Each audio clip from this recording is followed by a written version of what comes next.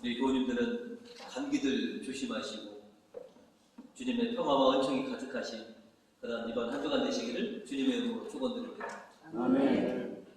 하는 소리가 크신 거 보니까 그렇게 되기를 꼭 바라시는 거. 어쩌면 우리가 항상 하나님만 바라보고 하나님에게 희망을 두고 살아가는 그런 사람들이라 그런지 모르겠습니다. 또 우리에게는 하나님의 은총과 또 자비가 항상 필요하기에 우리는 주님에게 희망을 걸고 이렇게 하루하루를 살아가는 그런 주님의 자녀들입니다. 사람은 본디 희망이 있어야 하는 것이죠. 어르신들 보면 우리 아이들에게 보면 이름도 물어보고 너는 꿈이 뭐냐라고 꼭 이렇게 물어보시는 것처럼 젊은 세대에 희망이 없는 세대는 죽은 세대와 죽은 사회와 마찬가지다라고들 하는 말이 있습니다. 또 어르신들이 보면 희망이 없으면 죽은 거나 진배 없어 라고들 또 말씀들 하고 계십니다. 사람은 뭔가에 대한 희망을 가지고 살아가야 되는데 그 희망이 없다면 실은 사는 게 아니다라는 것이죠.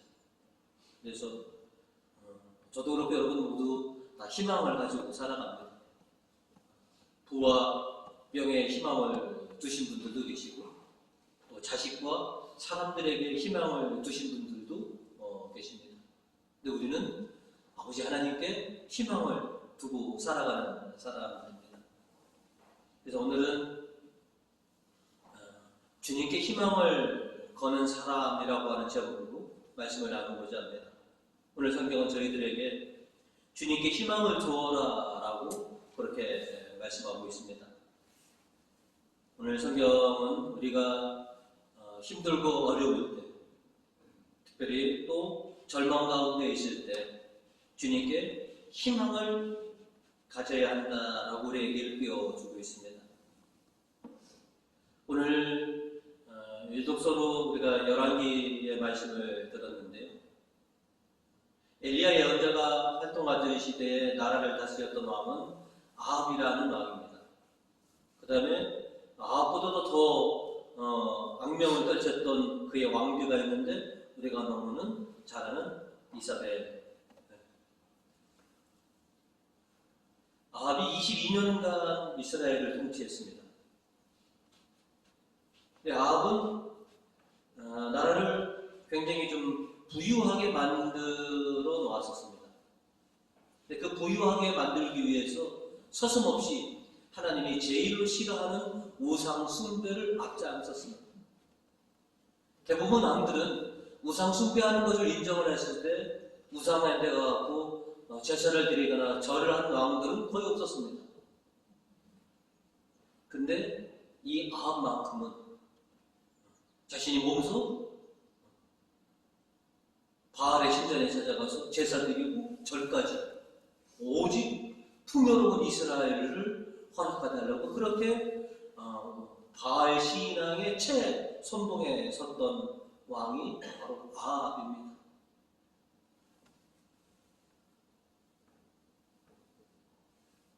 왕과 왕비가 이렇게 바알 신앙 우상에 흠뻑 젖어다 보니까 하나님의 뜻에서는 정반대의 길을 갈 수밖에 없었습니다.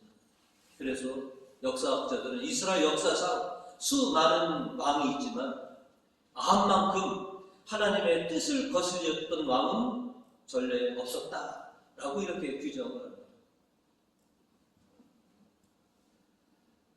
온 나라에 바알 신전을 세우게 하고 바알을 섬겨야 한다고 이렇게 말했기 때문에 그리고 수많은 하나님의 종들을 여러분이 아시는 것처럼 이세벨과 아합이 몰아냈습니다.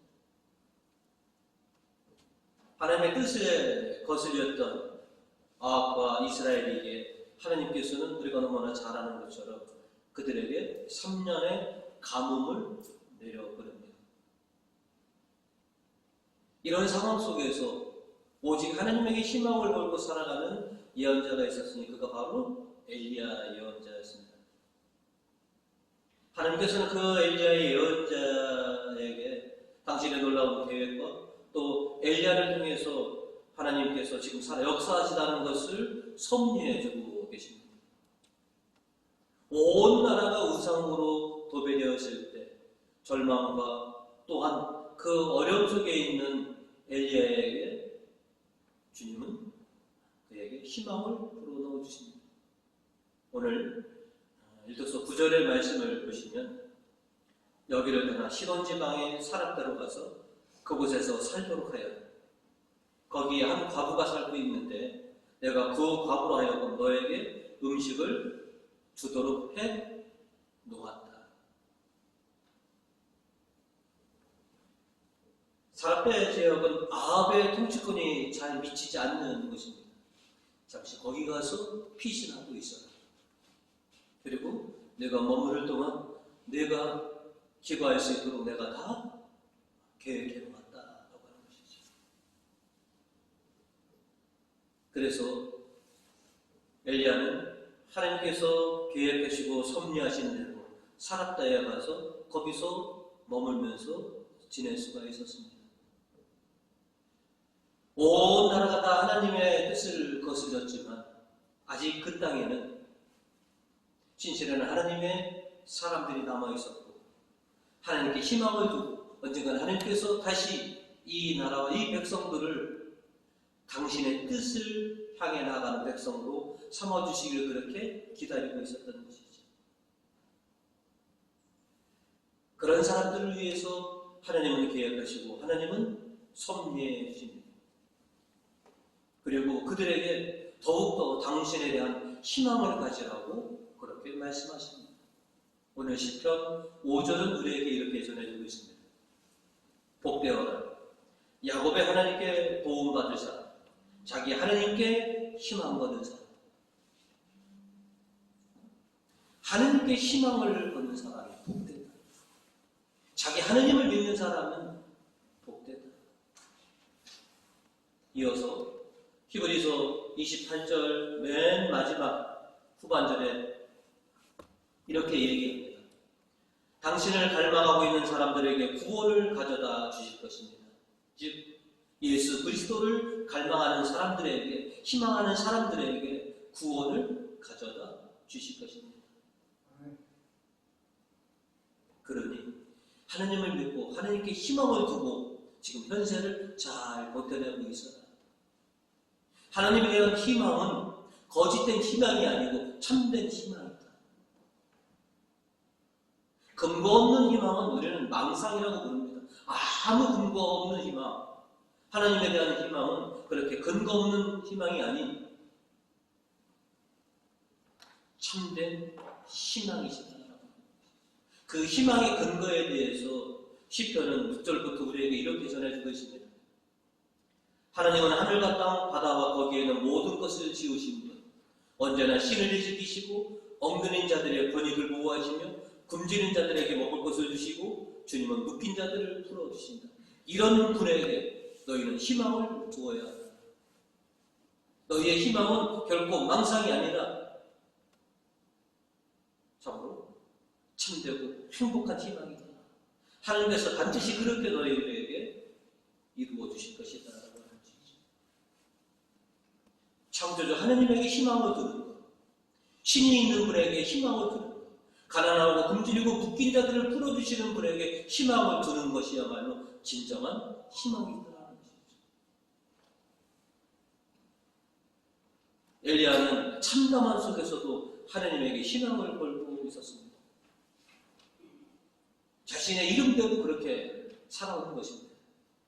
엘리야라고 하는 이름을 풀어보면 나의 하나님은 야훼이시다.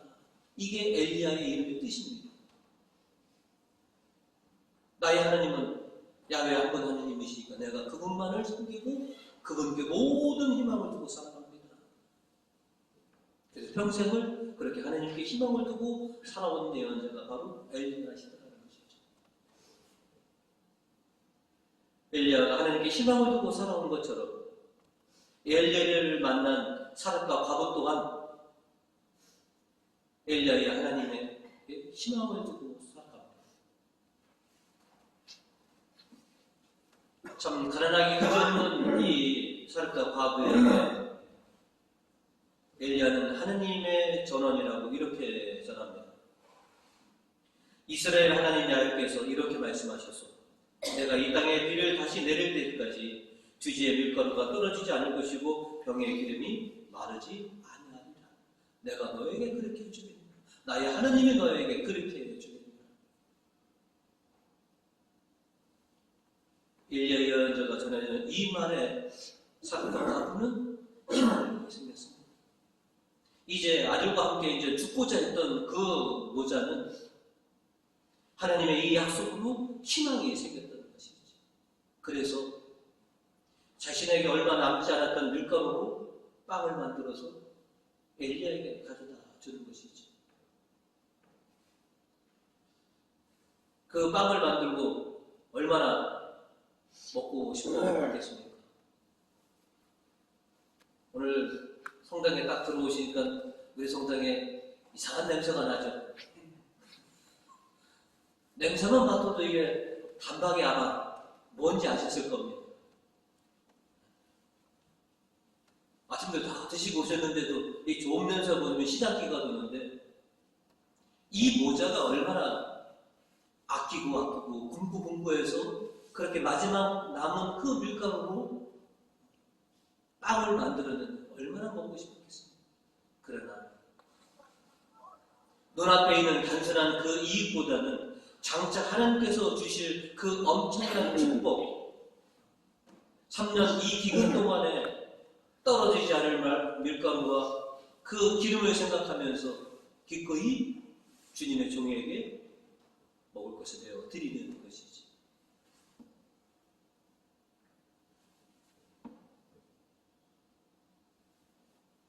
사렙다 과부의 이런 행동들, 주님이 말씀대로, 주님의 종이 말씀대로 나와 내 아들이 이 기근을 넘길 수 있도록 해주실 것이야. 이스라엘 하나님께서 그렇게 해주실 것이야 라고 하는 그 희망 때문에 기꺼이 자신의 것을 엘리야에게 내어드릴 수 있었다라고 하는 것이죠. 우리가 이 현세를 살아가고 있지만 우리는 우리 눈앞에 있는 순간순간의 이익보다는 저 멀리에 있는 하나님께서 주실 그 희망과 약속들을 우리가 붙들고 살아가야 하는 사람들입니다. 우리들보다 먼저 신앙의 길을 거셨던 수많은 분들이 바로 그렇게 살아오셨습니다. 마태복음 5장 11절과 12절은 우리에게 이렇게 말씀을 전하고 있습니다. 나 때문에 모욕을 당하고 박해를 받으며 터무니없는 말로 가진 비난을 다 받게 되면 너희는 행복하다. 기뻐하고 즐거워하라. 너희가 받을 큰 상이 하늘에 마련되어 있다. 옛 예언자들도 너희에 앞서 같은 박해를 받았다. 힘들고 고단한 이 현세에서 장차 하나님께서 너희에게 베풀어 주실 그 천상의 상들을 바라보면서 견뎌내라. 참고 이겨내라. 그리고 하늘을 보고 희망을 거기에 두어라. 단순히 눈앞에 있는 그런 이익만을 우리가 쫓는 것이 아니라 저 멀리 있는 하나님께서 장차 우리에게 주실 수많은 자비와 은혜들을 생각하면서 너희의 희망을 바로 하나님에게 두어라 라고 우리에게 전해주고 있습니다. 힘들고 어려웠고 또 절망 가운데 있으신 분들 특별히 하나님께 희망을 주시고 하나님께서 장차 여러분에게 해주실 수많은 은혜와 축복들을 생각하시면서 이 현세들을 잘 견뎌내시는 그런 교훈들 되시기를 주님의 이름으로 축원드립니다. 아멘. 성경은 또 오늘 저희들에게 최고의 봉헌을 하나님께 드려라 라고 우리에게 전해주고 있습니다. 사렙다 과부와 복음의 가난한 과부는 신자된 우리들이 어떤 마음가짐을 가져야 하는지를 잘 보여주고 있습니다. 오늘 복음 41절에 보시면 예수님께서는 성전에서 헌금궤를 유심히 이렇게 보시고 계셨다라고 우리에게 전하고 있습니다. 41절입니다. 예수께서 헌금교회 맞은편에 앉아서 사람들이 헌금교회에 돈을 넣는 것을 바라보고 계셨다. 그리고 오늘 당신을 위해서 헌금하는 우리들을 바라보실 것이고 또 내일 우리들의 모습을 바라보실 것이다. 보시되 우리가 얼마만큼 했는지에 대한 것을 보시지 않는다. 우리가 드리는 헌금의 양은 보시지 않고 오직 어떤 마음과 어떤 동기와 어떤 정성으로 당신께 헌금을 드리는지 바로 그것을 보실 것이다 라고 하는 것이죠.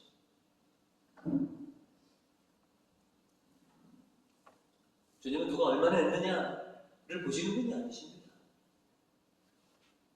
어떤 마음과 정성으로 나에게 예물을 바치느냐, 바로 그거를 보시는 것이죠. 부자들은 와서 본인들이 생각해도 흡족할 만한 많은 헌금을 했습니다. 그러나 가난한 가구는 자신에게 있는 전부, 우리로 치면 그냥 1,000원 한 장이 전부였는데 그 한 장을 하나님께 모두 바쳤던 것이지. 주님의 말씀대로 부자들은 자신의 가진 것의 일부를 드렸고 가난한 가구는 자신의 전부를 내어드렸습니다. 주님은 44절로 그래서 이 부인을 칭찬합니다. 다른 사람들은 다 넉넉한 데서 얼마씩 넣었지만 저 과부는 구차하면서도 있는 것을 다 털어 넣었으니 생활비를 모두 바친 자입니다. 예수님은 헌금의 양을 보시는 것이 아니라 바친 자의 능력을 보시는 분이십니다. 주님은 우리가 드린 헌금의 양을 보시는 것이 아니라 바치는 우리들의 마음과 정성을 보시는 분이 바로 주님이시라는 것이죠. 어떤 마음과 어떤 동기로 어떤 정성으로 당신께 바치고 있느냐라고 하는 것이죠. 주님은 다 알고 계시더라는 것이죠. 지금은 뭐 그런 거 저 잘 보기 힘든데 저거 옛날에 뭐 영화나 드라마를 보면 무속인들이 이렇게 구슬하는 것들을 이렇게 보는데요. 재밌는 것 중에 지금도 이렇게 보면 덩덕쿵 하면서 정성이 부족하여 막덕이 서럽구나. 무속인들도 누군가가 정성이 부족하면 호박떡이 너희 정성이 부족하다 라고 하는 것. 주님도 우리가 드리는 그런 예물의 양을 보시지 않습니다. 우리가 어떤 동기로, 어떤 마음으로, 어떤 정성으로 당신께 나와 있느냐. 내 마음과 내 정성을 보여달라.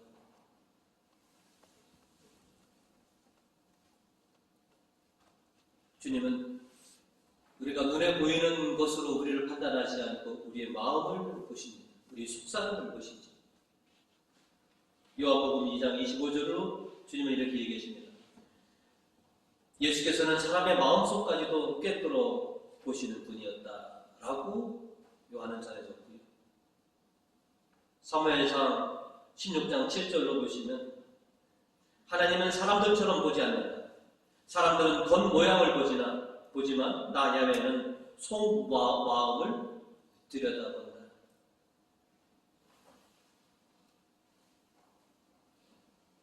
예수님께서 가난한 과부를 칭찬하신 것은 그 여인이 하나님에 대한 그런 지극한 마음과 정성으로 비록 얼마 되지 않지만 자신의 전부를 다 내어드릴 수 있는 그런 신앙의 모습을 보여주었기 때문에 그렇습니다. 우리가 지난주에 그랬죠. 마음을 다하고 정성을 다하고 목숨을 다하고 힘을 다하여 하나님을 사랑하는 것이 첫째다. 바로 그것을 이 가난한 과부가 범써 하나님에 대한 사랑을 보여준 것이지. 그래서 주님이 그 여인을 칭찬하는 것입니다. 사람과 과부도 마찬가지입니다. 밀가루 한 줌으로 만들 수 있는 떡이 얼마나 되겠습니까? 그걸 먼저 주님의 종 엘리야에게 내어드리는 그 마음, 그래서 축복해 주시는 것이죠.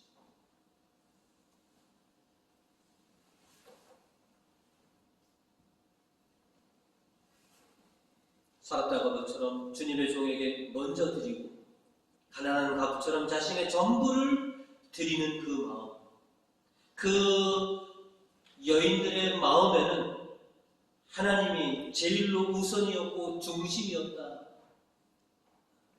그들이 바친 양은 중요하지 않다.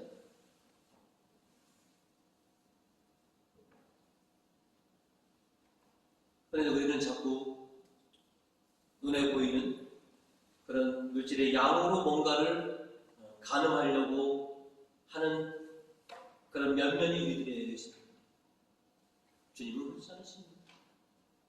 내가 너에게 원하는 것은 내가 내 마음속에 어떤 자리에 있느냐라고 합니다. 나에 대한 정성과 마음이 어떻게 품고 있느냐, 그거를 보시는 것이죠. 늘 어려운 살림, 또 어려운 시절에 살았던 부모님 세대에게 배우고 계십니다. 아껴야 잘 산다. 아껴라, 아껴라. 이렇게 배웠습니다. 그런데 또 이런 말씀도 하시더라고요. 아낄 것을 아껴라. 아낄 때는 아끼고 쓸 때는 써야 되는 것이다. 뭐든지 아낀다고 되는 것이 아니다.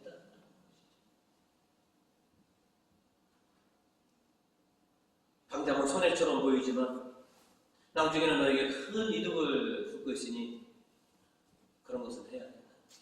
괜히 눈앞에 있는 작은 이익을 탐하다가 저 멀리 있는 큰 것을 내가 이룰 수 있다. 우리는 삶에서 소탐대신하는 삶을 많이 살아옵니다. 눈앞에 작은 이익 때문에 큰 이익을 놓치고 살아가는 그런 안타까운 모습들이 우리 안에 참 많이 있더라는 것이죠.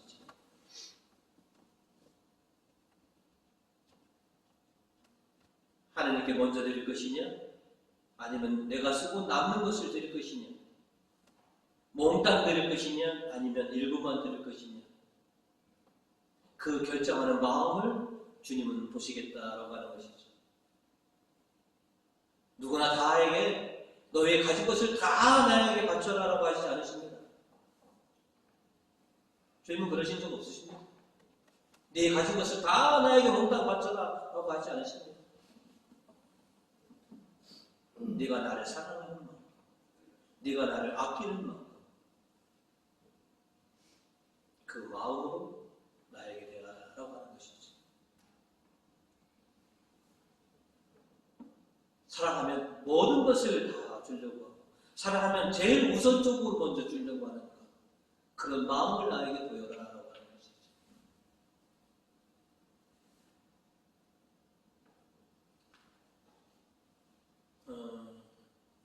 저도 좀 손이 좀 큰 편입니다. 요 손 말고. 저에게 배운 거, 저희 부모님이 배운 거는 인색하지 말아라. 누가복음에 우리가 보면 어리석은 부자의 체험을 우리가 알고 있습니다. 누가복음 12장 21절은 우리에게 참 귀한 말씀을 전해주고 있습니다. 이렇게 자기를 위해서는 재산을 모으면서도 하느님께 인색한 사람은 바로 이와 같이 될 것이다. 인색하면 죄다는 것이지. 사람에게나 하느님에게 인색해서는 안 된다는 것이죠. 근데 우리는 사람들에게는 참 관대하고 후합니다. 근데 왠지 하느님에게만큼은 인색한 면을 우리가 갖고 있습니다. 괜히 하느님께 드리면 아까운 것 같고, 그래서 좀 덜어드리고, 또 남겨놓고 드리고 하는 것들. 인색하면 내 스스로가 치유되지 않습니다. 하나님께 기도해야 합니다. 주님, 제가 하나님께 인색하지 않게 해주십시오. 늘 언제나 하나님이 원하시는 만큼 주님께서 담기시는 그 예물들을, 정성들을 제가 바칠 수 있게 해주십시오. 여러분, 인색하신 주변의 사람들 싫으시죠? 호하신 분들 좋으시잖아요. 하나님도 마찬가지입니다. 나에게 인색한 마음을 가지 마라. 저도 저 자신을 위해서 많은 것을 씁니다. 제가 저 자신을 위해서 쓰는 것만큼 하나님에게 드리고 있느냐? 그렇지 못한 것 같습니다.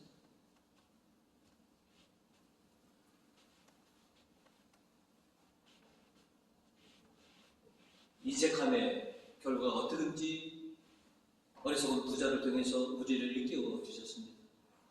내가 너에게 원하는 것은 양이 아니다. 내가 가장 소중하고 가장 아끼는 그 마음으로 나에게 대하라 라고 하는 것이죠. 그게 너희가 나에게 드릴 최고의 봉헌물이다 라고 하는 것이죠.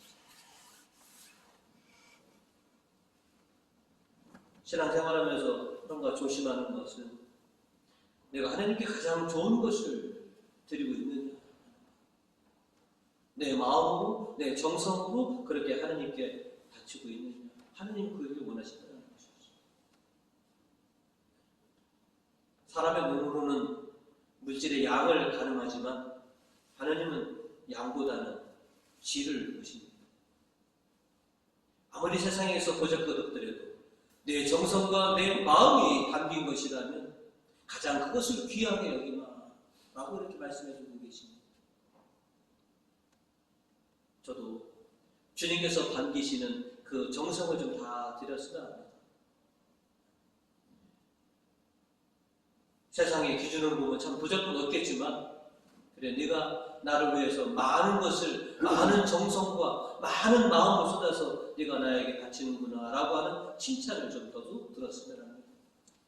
우리 교우님들도 사람들에게도 후하게 대하시고 하나님께 인색하지 않는 그런 넉넉한 그런 신앙으로 하나님을 기쁘게 해드릴 수 있는 그런 우리 교우님들 되시기를 주님의